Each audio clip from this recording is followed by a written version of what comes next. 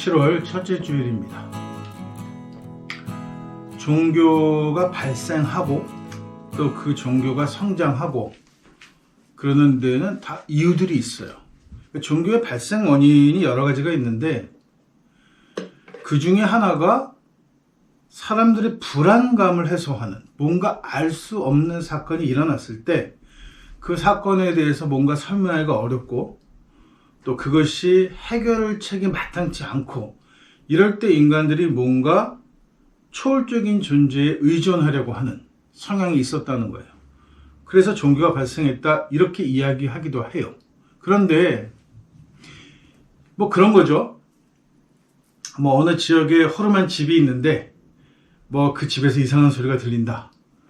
혹은 뭐 외진길을 가고 있는데 사람이 갑자기 사라졌다. 지속적으로 사라졌다. 이러면은 괴담이 생기고 뭐 귀신 이야기도 생기고 그러면서 거기에 뭐 특별하게 종교적인 이유가 부여되고 이렇게 해서 괴담도 만들어지고 초월적인 현상이 자리를 잡는 건데 우리 민족은 조금 달랐어요. 만약에 그런 일이 벌어지면 첫 번째로 뭘 생각했냐면 호환이다 이렇게 생각했다는 거예요.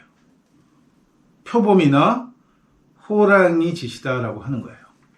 사람이 갑자기 사라지거나 없어지거나 밤에 무슨 일이 생기거나 이상한 소리가 들리는 것은 초자연적인 현상이 아니라 호랑이나 표범 같은 야생 동물에 의해서 벌어지는 일이다 이렇게 생각하고 바로 호랑이를 잡거나 혹은 표범을 잡는 팀을 구성하거나 혹은 그 지역을 지날 때 여러 사람이 같이 가거나 혹여라도 밤에 지나게 되면 횃불을 꼭 들고 지나가거나 뭐 이런 식으로 뭔가 조치를 해서 그런 일이 일어나지 않도록 했다는 거예요. 이게 다른 문화에서는 보통 이런 일이 반복되면 뭐 거기 괴담도 생기고 괴물 이야기도 나오고 다양한 신비로운 이야기들이, 종교적인 이야기들이 발생하는데 한국은 딱히 그렇지 않다는 거예요.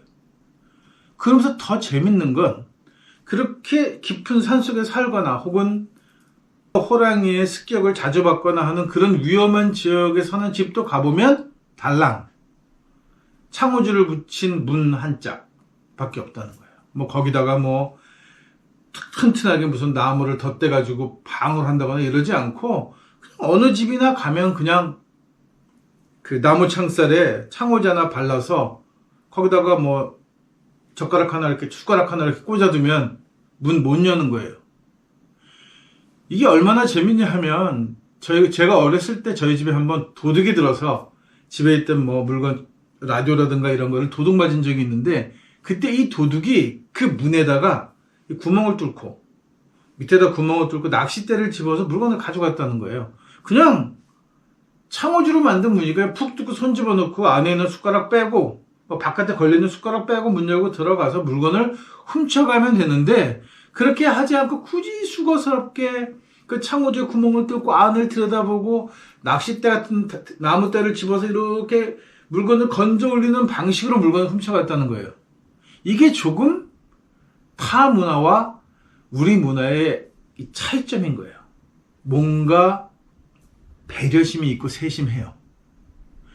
이거를 구체적으로 이런 것들을 발전시키지 못했어요. 이걸 발전시키기 이전에 이 땅에는 불교라는 외계의 종교가 들어왔고 그 다음에는 뭐 우리가 알다시피 상해 임시정부 때는 외가 들어와서 그 잡다한 요괴 이야기와 뭐 도깨비 이야기며 이런 귀신 얘기며 쓰잘데기 없는 원기 같은 그런 너절한 귀신 얘기들이 들어와서 자리를 잡아가지고 뭐 그야말로 귀신 천지를 만들어놨죠.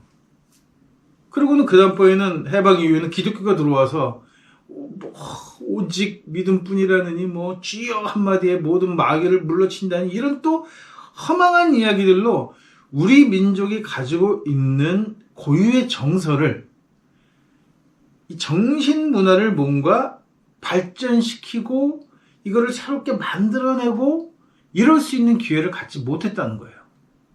그리고 그냥 서구 것으로 대체되어 버린 거죠. 그러니까 우리는 뿌리 없는 부평초 같은 인생이 되어버리고 만 거예요. 그나마 한국은 좀 그 외래 품종들에게는 지역이라는 얘기를 많이 하죠. 동식물에게 있어서. 외국에서는 커다란 해충들도 한국에 들어오면 맥을 못 추고 뭐 황소 개구리가 그랬고 뉴트리아도 그렇고 뭐 제대로 살아나가지는 못해요. 고유종들이 강한 고유종들이 있고 또 날씨도 괴팍스러워서 그 중에 하나가 이 불의 옥잠이라고 하네요. 이 서양에서는 이게 허수를 통째로 덮어가지고 호수물을 썩히게 하는 굉장히 골칫덩어리 식물입니다. 그런데 한국에 와서는 이게 물을 정화하는 능력이 있어서 뭐 호수나 연못 같은 데 키워요. 근데 겨울이 오면 싹 얼어 죽는 거죠. 그리고 또 봄이 되면 다시 피어나고. 그래서 이게 호수 전체에 퍼질 수 있는 기회를 주지 않고 묶어두는 역할을 하는 거예요.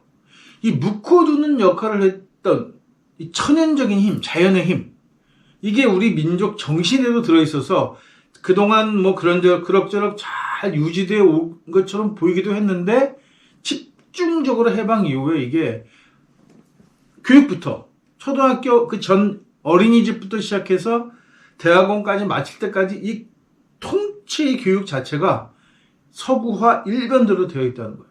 전혀 우리 걸 가르치지 않아. 접할 기회도 없어. 그러면서 이걸 가지고 경쟁을 시키고 무한히 싸우게끔 만들어가지고 결국 이거를 숙달되게 만들어요. 근데 우리 게 아니니까 짝퉁이 되고 마는 거죠.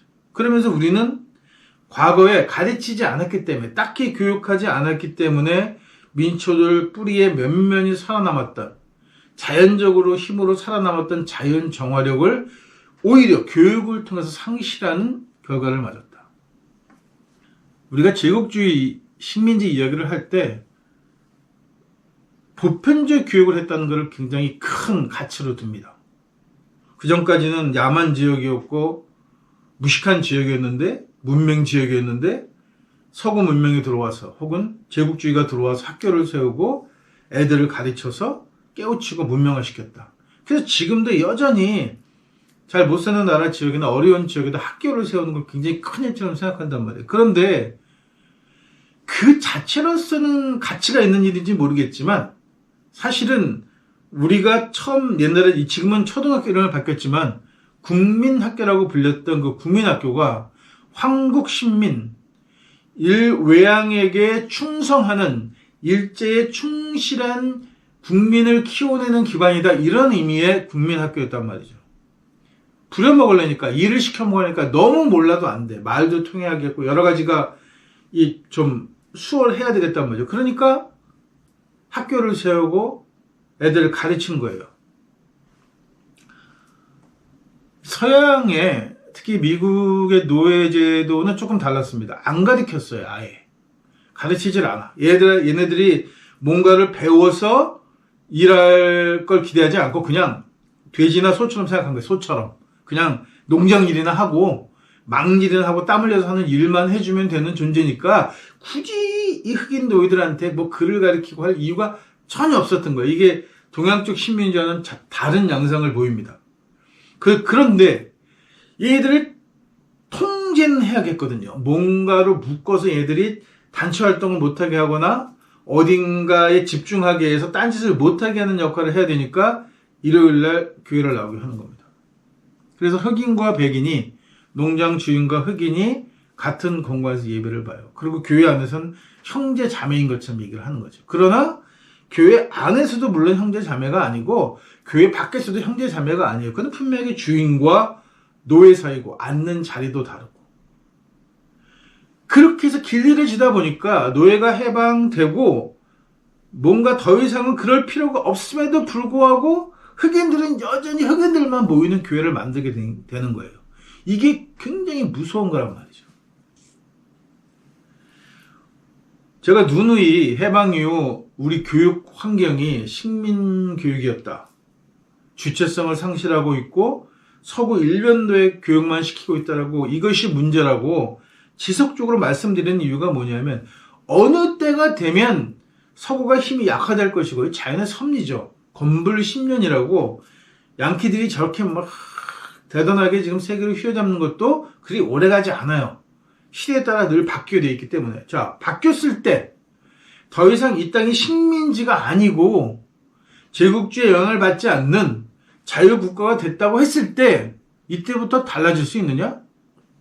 어떤 현상이 일어나느냐 하면 노예 제도가 끝나고 노예들이 해방돼서 자유인이 되었음에도 불구하고 매주 백인 주인과 함께 들었던 그 교회를 떠나지 못하고 흑인들끼리 모이는 교회를 만들어서 거기에서 지속적으로 예배를 보게 되는 똑같은 일이 결국은 양키들의 세력이 물러가고 우리 한국과 같은 이 지역들이 완전히 해방이 된다고 하더라도 그 이후에 하는 일은 흑인들이 흑인 교회를 만들어서 예배 보는 것과 동일한 짓을 하게 되어 있다는 거예요.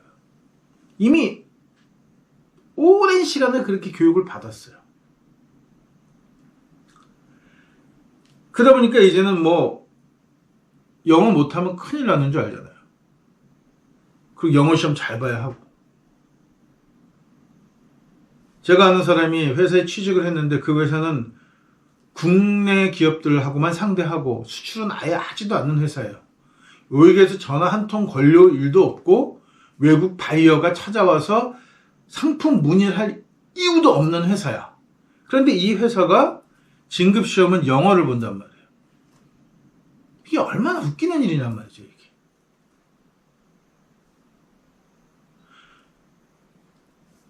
국민들한테 이렇게 영어 교육을 열심히 시키는 이유가 뭡니까?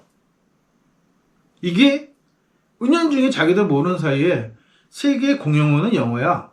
이렇게 자리를 잡아가는 거죠. 이게 K-팝 한류가 드세지면서 동남아 지역이나 혹은 몽골이나 혹은 아프리카 일부 지역 같이 이렇게 한국말들이 유행이 돼서 퍼지는 것과는 다른 거예요. 이거는 국가가 조직적으로 어려서부터 외국어를 지속적으로 가르치는 거예요. 근데 언어는 언어 안에 그 언어를 쓰는 지역의 문화와 철학, 정서들이 그대로 다 담겨져 있단 말이에요. 언어 자체에. 그러니까 우리는 쓰지 않는 문법, 우리는 잘 사용하지 않는 표현들을 영어로 사용하다 보니까 우리 언어 자체가 많이 바뀌게 된 거예요. 우리는 수동태를 거의 사용하지 않았거든요. 그런 말을 잘 쓰지도 않고. 그런데 이제 우리도 수동태 형태로 이야기를 하고 또 우리는 소유한다는 개념으로 이야기를 하지 않는단 말이죠. 그러니까 에이리 프롬이라는 독일 심리학자가 이런저런 동양적 사상들 모아가지고 지금처럼 발표를 했지만 책을 써서 세계적인 베스트셀러가 됐지만 실제로 서구는 to have잖아. 내가 뭐뭐를 가지고 있다는 표현을 get, take, have라는 동사를 쓰면서 그렇게 표현을 많이 한단 말이에요. 우리는 그렇게 얘기하지 않아요. 우리는 집에 산다고 얘기하지 우리 집을 가지고 있다고 표현하지 않는단 말이죠. 근데 이제는 머릿속에 영어를 하도 배우다 보니까 그 소유적인 표현을 하는데 익숙해. 그거는 뭐냐면 우리 사고방식이 이미 서구화되어 왔다는 거예요. 근데 우리는 서구인이 아니잖아요. 그러니까 짝퉁이 되는 거예요. 어느 순간 짝퉁 되냐면 찬바람이 불면서 매번 짝퉁을 만들어내는 거예요. 어려서부터 그렇게 쭉 배워왔단 말이죠. 저는 1961년생입니다. 그러니까 박정희가 5.16 쿠데타를 하고 집권을 쭉 해오다가 제가 고3이 되던 79년도에 김정일 총에 맞아 죽었어요. 그 18년간을 박정희 시대를 살았어요. 유신헌법이 만들어지고 교련 선생이 학교에서 지랄을 떨고 하면서 완전히 우리는 군사 문화에 쩔어 있었단 말이에요. 이러다가 대학을 딱 들어갔더니 알다시피 1980년 제가 80학번인데 1980년 광주 민주화 운동이 일어나면서 쉬쉬하다가 그것이 이제 언론에 조금씩 노출되기도 하고 사진 자료들이 외국에서 들어오기도 하고 하면서 18년 동안 학교 교육 내내 국민교육 헌장을 외우고 나는 공산당이 싫어하는 반공문면대회를 하고 철저하게 그렇게 쩌들어 있던 우리 세대가 겨울을 만나는 거예요. 의식화되어 버리는 겁니다. 어떤 진실 앞에 부딪혀서 모든 것이 정리되고 옛날 사고를 다 죽여버리는 사건이 벌어지게 되는 거예요. 그러면 뭔가 다음에 새로운 것이 태어나야 될 거 아니에요. 그게 없으니까 결국은 생각해 보시란 말이죠. 1980년 우리 세대들 1980년 광주를 같이 겪었고 87년 서울에 bom을했고 그 후에도 수많은 투쟁으로 거리에서 싸웠고 세월호 사건까지도 겪었음에도 불구하고 다수가 태극기를 흔들면서 태극기 부대가 됩니다. 겨울 동안에 죽여놨는데 겨울이 끝나서 뭔가 새로운 것이 태어날 시점이 되었을 때 뭐가 태어나느냐? 우리 것이 없고 새로운 것이 없으니까 기존에 배웠던 것, 알았던 것들이 다시 또 피어나게 되는 거예요. 그러면서 결국은 가장 민주적이었고 가장 투쟁적이었고 가장 강렬하게 싸움을 했던 이 세력이 지금 가장 거대한 숙골 세력이 돼가지고 이 나라와 이 민족이 올바른 길로 가는데 방해를 하고 있다는 말씀입니다.